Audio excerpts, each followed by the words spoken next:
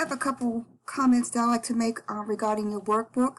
Your entries are clear. I just noticed a few of them that require modification. This particular entry in particular needs to show $3,000 being paid in cash. Part of it's going to be prepaid, which you have identified, and part of it's the expense, which you've identified. The only problem here is I don't want you to reduce your asset. You would be increasing your asset and decreasing your cash. So if you could make certain that your total paid out is the equivalent of both your rent and your prepaid, and you're reducing your cash, but you also want to make certain that you increase your prepaid. And to increase your prepaid, you have to debit that. So that's the first one I think you should fix. Here, it's not an expense until it's used, so you need to record the asset. Here, you need to record an obligation to pay. Remember, the asset is going to be on your books until it is used up, in which case you would then expense. Here looks good. This entry looks fine. Same problem here. You're not recording your expense. You're recording the asset itself and the cash paid in this case. This one here looks good. This entry here is not, because you don't want to show an expense before if they have been incurred. You've paid in cash $2,400, and I don't see cash here, so you need to change that. Also, you need to show the prepaid being increased, so you shouldn't be crediting your prepaid. Here looks good. Cost of goods sold, I'm not really sure why you have that here. There's no cost of goods sold. You need to record your bakery revenue and your receivable and cash. So that's the first issue. If you're trying to record the receivable here, that's fine, but you need to debit that, and there is no accounts payable. So the entries that you're going to be recording for your revenue is going to be increasing your receivable, increasing your cash for the amount of money that you receive, and showing the revenue, the total amount of revenue earned. I don't see, I think that's really what's happening. So here, there's no cost of goods sold. That's not appropriate. Bakery sales credit is fine, but the amount looks to be incorrect. So check that. You want total sales for the month. And secondly, your receivable looks like it's okay in terms of the account, but you should be debiting that. So the first thing here, I'm going to just put it in a different color. The cost of goods sold and accounts payable are not appropriate here.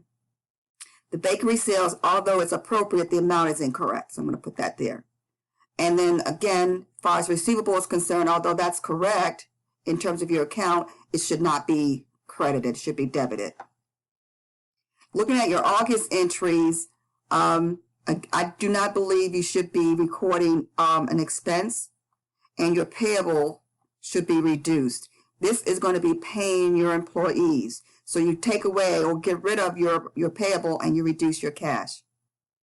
Here, the receivable should be going down because you're actually receiving money from your client, but not accounts payable. In this case here, your expense was already recorded, so removing the obligation is all you need to do.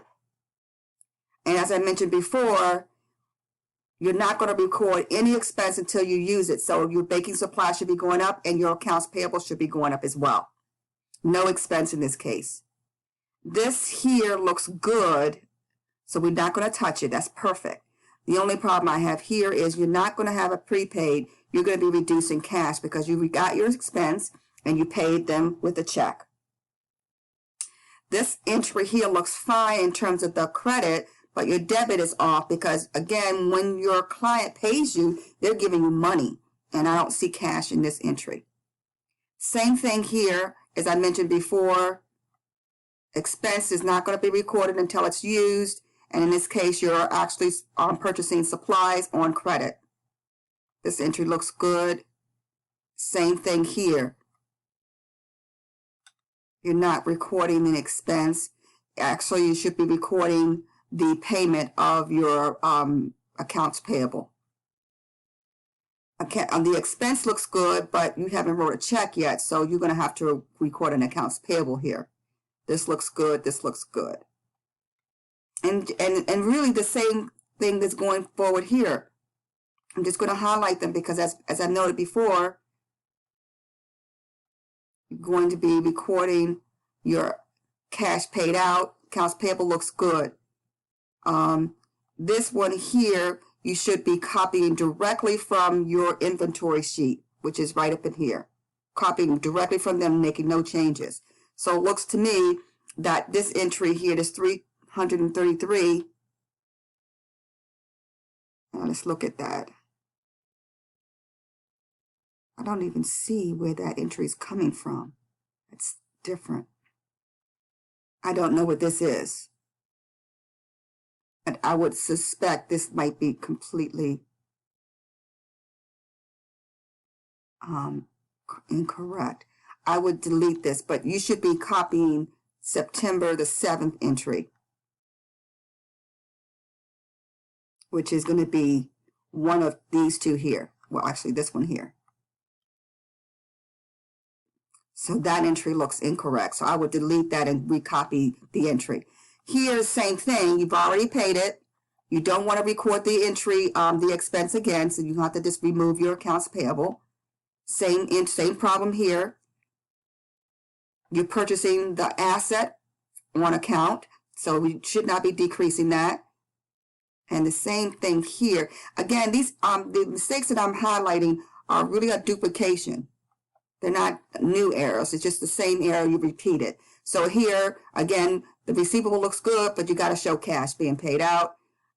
And this same thing here, you're paying your rent, and it is not a prepaid. So your expense is not recorded. It's going to be recorded, but you're not going to be recording the prepaid. You're going to be recording a reduction in cash.